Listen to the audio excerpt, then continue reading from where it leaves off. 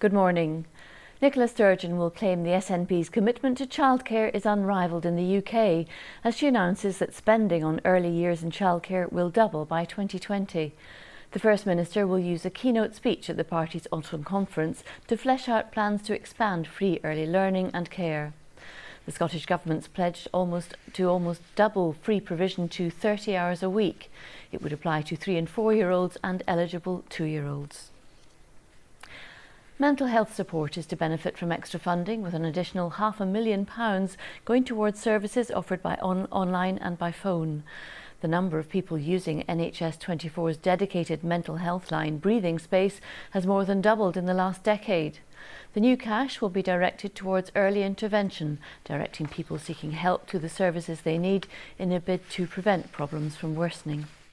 There's less stigma attached to mental health and mental well-being, particularly for the younger generation as well. So people are more likely to come and to speak about their difficulties earlier on. And that's maybe what we're seeing more, rather than, I don't actually think we're seeing more people with mental health difficulties. It's just that people are accessing services, one, differently, and also maybe at an earlier stage. The winner of MasterChef The Professionals, Gary McLean, is backing a campaign calling for restrictions on junk food and drink multi-buy offers to help tackle the country's growing obesity problem. The Glasgow chef's supporting Obesity and Cancer Awareness Week, which aims to highlight the link between the two issues. Being severely overweight is associated with more than a dozen types of cancer and is the second biggest preventable cause of cancer in the UK after smoking. Last year, almost a third of Scottish adults were overweight or obese, according to figures from Cancer Research UK. A date's been set for the final voyage of the last ship to be built in Aberdeen.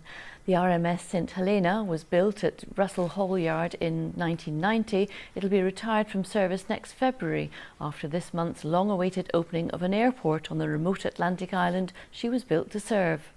However, her story may not end there, the Royal Mail ship's being offered up for sale. Now, time for our first look at the weather forecast from Kirsty. Good morning to you. Quite the mixed bag of weather to come today. A lot of dry conditions around this morning with